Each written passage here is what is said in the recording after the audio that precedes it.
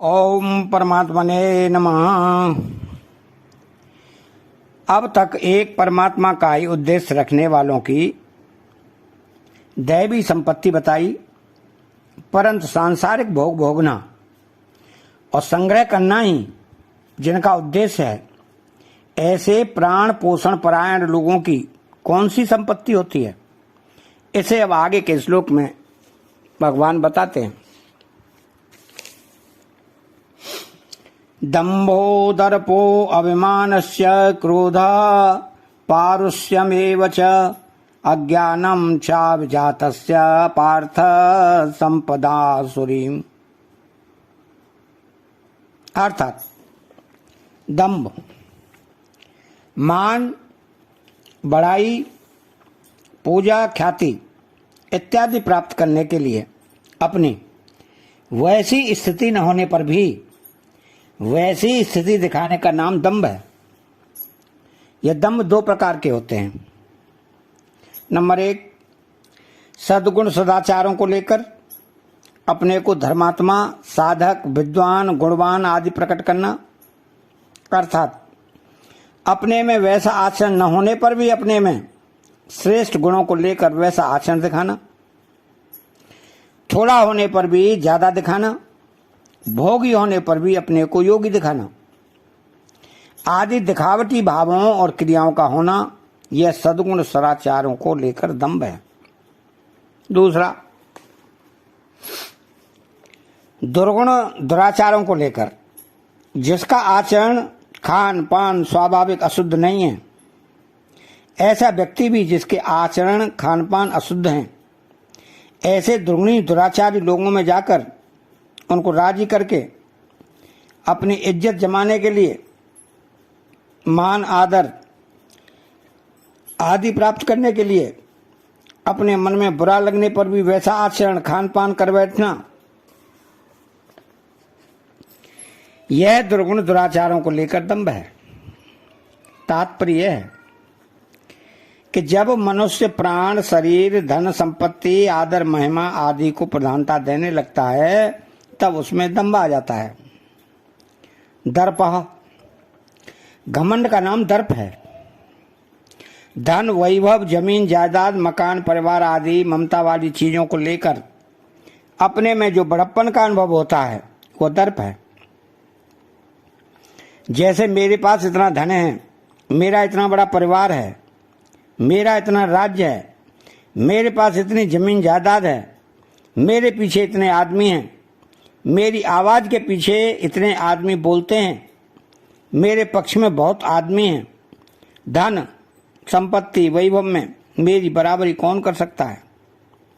मेरे पास ऐसे ऐसे पद हैं, अधिकार हैं कि संसार में मेरा कितना यश प्रतिष्ठा हो रही है, मेरे बहुत अनुयायी हैं, मेरा संप्रदाय कितना ऊंचा है, मेरे गुरुजी कितने प्रभावशाली हैं, आदि आदि। अभिमान, अहंता वाली चीजों को लेकर अर्थात स्थूल, सूक्ष्म और कारण शरीर को लेकर अपने में जो बड़प्पन का अनुभव होता है, उसका नाम अभिमान है। जैसे मैं जाति पाति में कुलीन हूं, मैं वर्ण आश्रम में ऊंचा हूं, हमारी जाति में हमारी प्रधानता है, गांव भर में हमारी बात चलती है, अर्थात हम जो कह देंगे उसको सभी मानेंगे, हम जिसको सहारा देंगे उस आदमी से विरुद्ध चलने में सभी लोग भयभीत होंगे, और हम जिसके विरोधी होंगे उसका साथ देने में भी सभी लोग भयभीत होंगे। तो राज दरबार में भी हमारा आदर है, इसलिए हम जो कह देंगे उसे कोई टालेगा नहीं। हम न्याय अन्याय जो कुछ भी करेंगे उसको कोई टाल नहीं सकता, उसका कोई विरोध नहीं कर सकता। मैं बड़ा विद्वान हूं, मैं अणिमा, महिमा, गरिमा आदि सिद्धियों को जानता हूं, इसलिए सारे संसार को उथल पथल कर सकता हूं, आदि आदि। क्रोध, दूसरों का अनिष्ट करने के लिए अंतःकरण में जो जलात्मक वृत्ति पैदा होती है, उसका नाम क्रोध है। मनुष्य के स्वभाव के विपरीत कोई काम करता है तो उसका अनिष्ट करने के लिए अंतःकरण में उत्तेजना होकर जो जलनात्मक वृत्ति पैदा होती है वो क्रोध है। क्रोध और क्षोभ में अंतर है। बच्चा उद्दंडता करता है, कहना नहीं मानता, तो माता पिता उत्तेजना में आकर उसको ताड़ना करते हैं। यह उनका क्षोभ, हृदय की हलचल है, क्रोध नहीं है। कारण कि उसमें बच्चे का अनिष्ट करने की भावना नहीं होती है, परंतु बच्चे के हित की भावना होती है। परंतु यदि उत्तेजना में आकर दूसरे का अनिष्ट अहित करके उसे दुख देने में सुख का अनुभव होता है तो यह क्रोध है। आसुरी प्रकृति वालों में यही क्रोध होता है। तो क्रोध के वशीभूत होकर मनुष्य न करने योग्य काम भी कर बैठता है, जिसके फलस्वरूप स्वयं उसको पश्चाताप करना पड़ता है। क्रोधी व्यक्ति उत्तेजना में आकर दूसरों का उपकार करो तो करता है, पर क्रोध से स्वयं उसका अपकार कम नहीं होता, क्योंकि अपना अनिष्ट किए बिना क्रोधी व्यक्ति दूसरे का अनिष्ट कर ही नहीं सकता। इसमें भी एक मर्म की बात है कि क्रोधी व्यक्ति जिसका अनिष्ट करता है उसका किन्हीं दुष्कर्मों का जो फल भोग रूप से आने वाला है वही होता है। अर्थात उसका कोई नया अनिष्ट नहीं हो सकता, परंतु क्रोधी व्यक्ति का दूसरे का अनिष्ट करने की भावना से और अनिष्ट करने से नया पाप संग्रह हो जाएगा तथा उसका स्वभाव भी बिगड़ जाएगा। यह स्वभाव उसे नरकों में ले जाने का हेतु बन जाएगा और वह जिस योनि में जाएगा वहीं उसे दुख देगा। क्रोध स्वयं को ही जलाता है। क्रोधी व्यक्ति की संसार में अच्छी ख्याति नहीं होती, परंतु निंदा ही होती है। खास अपने घर के आदमी भी क्रोधी से डरते हैं। इसी अध्याय के 21वें श्लोक में भगवान ने क्रोध को नरकों का दरवाजा बताया है। जब मनुष्य के स्वार्थ और अभिमान में बाधा पड़ती है तब क्रोध पैदा होता है। फिर क्रोध से सम्मोह से स्मृति विभ्रम से बुद्धिनाश और बुद्धिनाश से मनुष्य का पतन हो जाता है। पारुष्यम, कठोरता का नाम पारुष्य है। यह कई प्रकार का होता है, जैसे शरीर से अकड़कर चलना, टेढ़े चलना, यह शारीरिक पारुष्य है। नेत्रों से टेढ़ा मेढ़ा देखना, यह नेत्रों का पारुष्य है। वाणी से कठोर बोलना जिससे दूसरे भयभीत हो जाएं, यह वाणी का पारुष्य है। दूसरों पर आफत, संकट, दुख आने पर भी उसकी सहायता न करके राजी होना आदि जो कठोर भाव होते हैं, यह हृदय का पारुष्य है। तो जो शरीर और प्राणों के साथ एक हो गए हैं, ऐसे मनुष्यों को यदि दूसरों की क्रिया वाणी बुरी लगती है तो उसके बदलने में वे उनको कठोर वचन सुनाते हैं, दुख देते हैं और स्वयं राजी होकर कहते हैं कि आपने देखा कि नहीं, मैंने उसके साथ ऐसा कड़वा व्यवहार किया कि उसके दांत खट्टे कर दिए, अब वो मेरे साथ बोल सकता है क्या? यह सब व्यवहार का पारुष्य है। स्वार्थ बुद्धि की अधिकता रहने के कारण मनुष्य अपना मतलब सिद्ध करने के लिए अपनी क्रियाओं से दूसरों को कष्ट होगा, उन पर कोई आफत आएगी, इन बातों पर विचार ही नहीं कर सकता। हृदय में कठोर भाव होने से वह केवल अपना मतलब देखता है और उसके मन, वाणी, शरीर, बर्ताव आदि सब जगह कठोरता रहती है। स्वार्थ भाव की बहुत ज्यादा वृत्ति जड़ती है तो वह हिंसा आदि भी कर बैठता है, जिससे उसके स्वभाव में स्वाभाविक ही क्रूरता आ जाती है। क्रूरता आने पर हृदय में सौम्यता बिल्कुल नहीं रहती।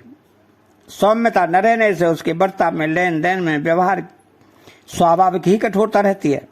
इसलिए वह केवल दूसरों से रुपए ऐंठने, दूसरों को दुख देने आदि में लगा रहता है। इनके परिणाम में मुझे दुख होगा या सुख, इसका वो विचार ही नहीं कर सकता। अज्ञानम, यहां अज्ञान नाम अविवेक का है। अविवेकी पुरुष को सत असत, सार आसार, कर्तव्य अकर्तव्य आदि का बोध नहीं होता।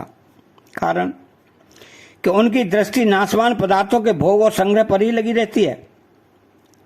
इसके परिणाम पर दृष्टि न रहने से वह यह सोच ही नहीं सकते कि नाशवान पदार्थ कब तक हमारे साथ रहेंगे और हम कब तक इनके साथ रहेंगे। तो पशुओं की तरह केवल प्राण पोषण में ही लगे रहने के कारण वो क्या कर्तव्य है और क्या कर्तव्य है, इन बातों को नहीं जान सकते और न जानना ही चाहते हैं। वे तात्कालिक संयोग जन्य सुख को ही सुख मानते हैं और शरीर तथा इंद्रियों के प्रतिकूल संयोग को ही दुख मानते हैं। इसलिए वे उद्योग तो सुख के लिए ही करते हैं, पर परिणाम में उनको पहले से भी अधिक दुख मिलता है। फिर भी उनको चेत नहीं होता कि इसका हमारे लिए नतीजा क्या होगा। वे तो मान बढ़ाई, सुख, आराम, धन संपत्ति आदि के प्रलोभन में आकर न करने लायक काम भी करने लग जाते हैं, जिसका नतीजा उनके लिए तथा दुनिया के लिए भी बड़ा अहितकारक होता है। तो अभिजातस्य पार्थ संपदमा श्रीम, हे पार्थ, ये सब आसुरी संपत्ति को प्राप्त हुए मनुष्यों के लक्षण हैं। मरण धर्मा, शरीर के साथ एकता मानकर मैं कभी मरूं नहीं, सदा जीता रहूं और सुख भोगता रहूं, ऐसी इच्छा वाले मनुष्य के अंतःकरण में ये लक्षण होते हैं। तो भगवान ने कहा है कि कोई भी साधारण प्राणी प्रकृति के गुणों के संबंध से सर्वदा रहित नहीं है। इससे सिद्ध होता है कि प्रत्येक जीव परमात्मा का अंश होते हुए भी प्रकृति के साथ संबंध लेकर ही पैदा होता है। प्रकृति के साथ संबंध का तात्पर्य है प्रकृति के कार्य, शरीर में मैं मेरे का संबंध, तादात्म्य और पदार्थों में ममता, आसक्ति तथा कामना का होना। शरीर में मैं मेरेपन का संबंध है, आसुरी संपत्ति का मूलभूत लक्षण है, जिसका प्रकृति के साथ मुख्यता से संबंध है। उसी के लिए यहां कहा गया है कि वह आसुरी संपत्ति को प्राप्त हुआ है। तो प्रकृति के साथ संबंध जीव का अपना माना हुआ है, अतः वह जब चाहे उस संबंध का त्याग कर सकता है।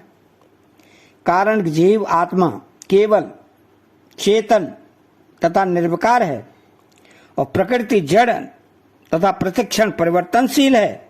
इसलिए चेतन का जड़ से संबंध वास्तव में है नहीं, केवल मान रखा है। तो इस संबंध को छोड़ते ही आसुरी संपत्ति सर्वदा मिट जाती है। इस प्रकार मनुष्य में आसुरी संपत्ति को मिटाने की पूरी योग्यता है।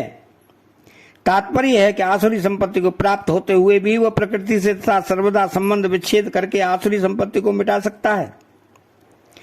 प्राणों में मनुष्य का ज्यों ज्यों मोह होता जाता है, त्यों ही त्यों आसुरी संपत्ति अधिक बढ़ती जाती है।